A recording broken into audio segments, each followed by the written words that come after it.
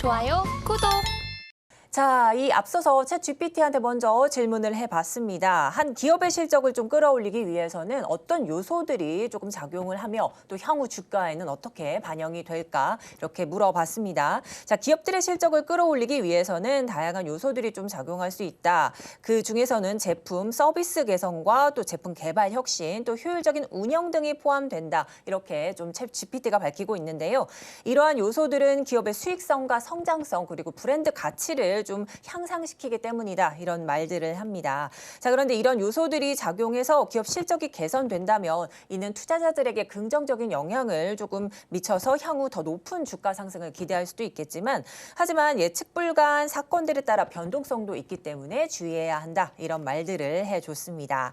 자, 이제 이사님, 이 기업 실적에 따른 주가 영향에 대해서 AI 참견을 좀 들어봤는데요. 어떻게 보셨을까요? 네, 뭐 일반적인 얘기지만 셀트리온의 핵심 포인트는 결국은 계속 실적은 성장해 왔단 말이죠. 네. 그런데 실적, 주가라고 하는 게 실적에다가 밸류에이션을 곱하는 것인데 그러면 실적은 꾸준하게 성장해 왔는데 주가가 꾸준하게 성장하지 않았다라는 것은 결국 이 밸류에이션 변수가 계속 변했다는 얘기거든요. 그러니까 이 회사를 어떤 그레이드에 놓느냐. 네. 신약 개발까지 하는 엄청난 폭발적인 성장 회사로 놓는지 아니면 지금 현재 꾸준하게 진행되고 있는 바이오시밀러의 성장에 기인한 회사로 보는지에 따라서 결국은 이익과 매출은 꾸준하게 성장해 왔는데 과연 밸류에이션은 어느 정도까지 주는 것이 적절하느냐의 싸움이었기 때문에 결국은 이 변수를 계속 살펴보는 게 핵심 포인트다라고 봐야 될 것 같습니다. 네, 그렇다면 이 본격적으로 질문을 좀 드려보겠습니다. 이 셀트리온 실적을 향해서 장밋빛 미래가 조금 펼쳐지고 있는 상황입니다. 이 증권사 전망에 따르면 1분기 매출과 영업이익이 전년 동기 대비해서 좀 늘어날 것이다 이런 말을 하는데요. 그렇다면 이 셀트리온 1분기 실적을 좀 견인한 요인은 어디에 있을까요? 네, 램시마 SC를 비롯해서 말씀드렸던 대로 바이오시밀러 기준에서는 계속 실적이 성장하고 있습니다. 네, 저희가 지금 화면에 보시면은 바이오시밀러 제품들이 이렇게 나와 있거든요. 네, 그 중에서도 이제 램시마가 원래부터 나와 있었지만 램시마 SC는 제형이 다르거든요. 네. 그래서 이런 제형이 달라진 램시마 SC의 지역과 그다음에 매출이 계속 향상되면서 실적이 좋아지고 있다는 것이죠. 네. 여기에 이제 추가적으로 얼마만큼 더 확산될 수 있느냐가 이제 관건인데 이번 실적은 두 가지 요인, 이렇게 램시마 SC를 비롯한 주력 바이오시밀러 제품들의 판매가 서서히 올라가고 있다는 점.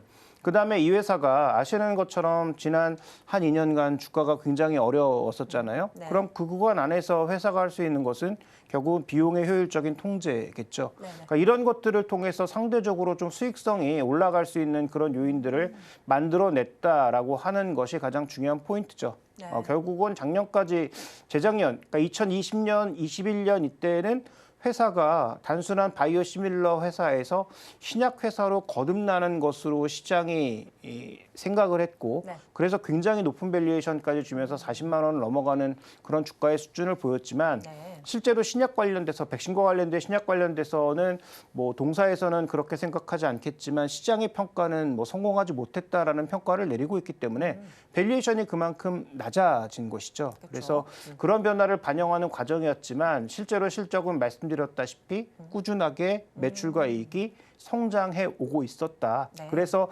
지금은 그 낮아진 밸류를 반영하는 과정이고 지금 구간에서 늘어난 매출만큼 밸류에이션을 너무 보수적으로 산정했다면 그것을 올해는 재평가받을 가능성이 높다. 이렇게 볼 수 있는 상황인 것이죠. 네, 이 주력 바이오시밀러 매출 증가세에 대한 기대감 그리고 비용 통제로에 따른 좀 수익이 좀 확대된 점 이런 게 조금 실적을 좀 끌어올린 게 아닌가 이런 말씀해 주셨습니다. 자, 이제 하지만 이런 긍정적인 전망에도요. 최근 셀트리온 삼형제 주가는 좀 지지부진한 모습입니다. 다만 증권가에서는 그럼에도 불구하고 셀트리온 그룹주 주가 하락 요인이 해소가 됐다면서 이 매수 타이밍이다 이런 분석도 좀 나오는데요. 그렇다면 최근 이 지지부진한 셀트리온 주가를 좀 야기한 좀 주요 리스크가 뭔지도 궁금하고요. 또 증권사 전망처럼 현재 신규 접근도 좀 가능할까요? 네, 뭐 신규 접근에 관련된 부분부터 말씀드리면 현재 가격대에서는 저는 충분히 합리적인 가격이 아닌가.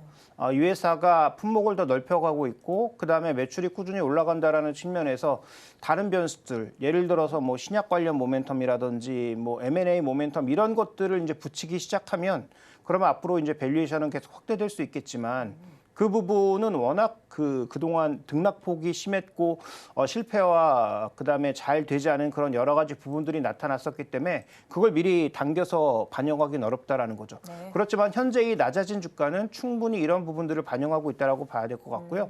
그다음에 현재 주가가 이제 상대적으로 약세를 보인 것은 서정진 회장의 복귀를 앞두고 네네. 시장에서 먼저 좀 랠리를 보였다가 실제로 돌아오고 난 이후에 주주총회를 했더니 뭐 시장에서 기대했던 그런 강력한 재료는 없었다라는 거죠. 예를 들어서 3사 합병과 관련된 타임 스케줄이라든지 그다음에 지금 뭐 얘기가 잠깐 나왔었던 해외 바이오 회사의 인수 관련된 얘기가 나오긴 했지만 네네. 시장이 원하는 정도의 강도로 나오지 않았다는 얘기가 되겠죠. 그래서 어떤 회사를 얼마에 어떻게 인수해서 어떻게 끌고 가겠다라든지 3사 합병과 관련된 타임 스케줄이라든지 이런 것들이 명확하게 밝혀지지 않으면서 네. 단기적으로 유입됐던 차익 매물이 네. 강하게 이제 시장의 주가를 좀 짓눌린 것으로 볼 수 있겠지만 다시 한번 언급드렸던 대로 그런 과도한 밸류에이션 자체를 지금 부여하지 않은 상황이기 때문에 네. 오히려 역발상적으로는 지금 구간에서의 신규 매수가 가능하다. 다만 변동성을 고려해서 뭐 분할 매수 정도의 관점으로 가능할 것이다. 이렇게 봐야 할 것 같습니다. 네, 현재 매수 타이밍도 좀 충분히 매력적이다 이런 말씀을 해주신 것 같습니다. 자, 말씀해주신 것처럼 이 2년 만에 좀 이 경영선에 복귀한 서정진의 경영 비전이 조금 돋보이는데요. 뭐 여러 가지 인수 합병 이야기도 좀 말씀해주셨고, 또 셀트리온 3사 합병 등 뭐 여러 가지 경영 비전들이 있습니다. 자, 이게 이제 서정진 회장 경영 복귀 공식화가 된 게 바로 말씀해주신 주주총회 그리고 그 이후에 또 기자간담회에서 이런 공격적인 투자에 좀 나서겠다 이렇게 밝힌 바가 있습니다. 자, 근데 이번 서정진 회장 발언에 주목할 키워드가 바로 이 보시는 것처럼 신약 개발이나 뭐 신시장 지출, 뭐 M&A 등이 있는데 아직은 구체화되진 않았지만 이 서 회장이 2030년까지 6개 제품 좀 뭐 승인, 판매될 것이라 좀 밝혔는데 이 M&A 기준으로 좀 따지고 있는 게 바로 플랫폼 기업을 좀 고려하고 있다 이런 말도 했거든요. 그렇다면 향후 셀트리온 그룹들 이러한 미래 방향성을 두고서 그룹 주가들 다시 한번 좀 상승 탄력을 받게 될지도 궁금한데요. 네, 일단 언급됐던 여러 가지 좋은 재료들, 뭐 6개 정도의 뭐 신약, 뭐 이런 부분들이 언급되고 있습니다만, 이건 뭐 지금까지 우리가 경험해봤던 것처럼 예상하기도 어렵고 쉽지도 그렇죠. 않습니다. 그래서 이와 관련돼서 우리가 미리 밸류에이션을 하면 다시 또 당할 가능성이 있다라는 관점에서 저는 이것보다는 지금 뭐 유플라이마나 아일리아나 네. 이미 예정되어 있는 추가적인 바이오시밀러의 확대가 있다는 것이죠. 그래서 뭐 미국이야 우리가 항상 그랬던 것처럼 시간도 좀 걸리고 그다음에 통과하는데 좀 어려움이 있긴 하지만 유럽 쪽으로는 지금까지 그랬던 것처럼 다양한 품목들의 허가도 예상보다 쉽게 나오고 그다음에 진입도 쉽게 이루어지고 있거든요. 네. 그다음에 이 종목의 가장 큰 할인 요소 중에 하나가 셀트리온이 유통사로 매출을 밀어내면서 과연 이 실적이 제대로 된 실적이냐에 대한 여러 가지 논란들이 있었는데 그렇죠. 근데 이게 만약에 합병을 하게 되면 이런 요소들을 또 벗어낼 수 있기 때문에 네. 이것도 지금 시장에서 보고 있는 것처럼 상반기 혹은 하반기 초반에 확정이 된다면 그러면 할인 요소도 없어진다는 거죠. 그럼 매출과 이익은 추가적으로 증대가 되고 할인 요소가 없어지는 상황에서 그렇게 크게 지금 가격은 두려워할 만한 자리는 아니다라고 볼 수 있는 상황이고요. 네. 그다음에 이제 아까 언급해 주셨던 서정진 회장이 내고 있는 여러 가지 경영 목표는 앞으로의 방향성이니까 그렇게 되면 좋은 것이지만 지금 우리가 더 주목해 봐야 될 것은 그걸 반영해서 지금 주가가 굉장히 비싸게 거래되고 있느냐 네. 아니면 이걸 반영하지 않은 상황에서 합리적으로 거래되고 있느냐가 좀 더 중요한데 저는 지금 합리적인 수준에서 거래되고 있다고 판단하고 있기 때문에 서정진 회장의 계획은 우리가 앞으로 차근차근 지켜봐야 될 요소, 네. 기대를 가지고 지켜봐야 될 요소라고 보고 있고 이걸 배제한다고 하더라도 현재 가격은 실적의 상승과 향후 성장 가능성을 거의 반영하지 않은 합리적인 주가로 보고 있기 때문에 네. 그렇다면 뭐 지금부터는 긍정적으로 볼 요소들이 많다 이렇게 말씀을 드리겠습니다. 네, 그렇습니다. 자, 이제 셀트리온 삼형제 뭐 신규 접근에 관해서도 좀 궁금한 상황인데 현재 주가가 셀트리온을 제외하고서 셀트리온 헬스케어와 또 셀트리온 제약이 조금 빠지고 있는 상황입니다. 특히나 셀트리온 제약 현재 3%대 하락세 좀 보이고 있는데요. 이런 상황 속에서 좀 신규 접근도 용이할까요? 단기 탄력도는 그동안 뭐 강하게 움직였던 셀트리온 제약이나 이런 종목군들이 합병과 관련된 효과 때문에 좀 더 모멘텀을 앞으로 받을 수 있겠습니다만 네. 투자의 관점에서 모아나간다든지 아니면 장기적인 관점에 봤을 때는 결국 3, 4병의 메인 스테이지는 셀트리온에 있다고 봐야 되겠죠. 아. 그래서 셀트리온 제약이나 셀트리온 헬스케어와 관련돼서는 뭐 조정 시의 트레이딩 정도의 관점에서 접근이 가능하다고 보여지지만 네.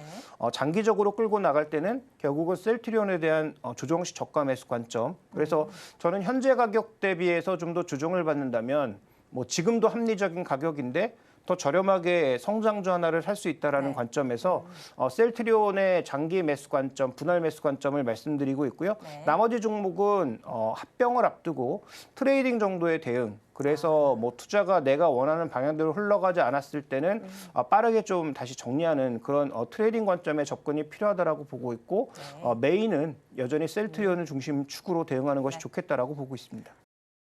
좋아요, 구독!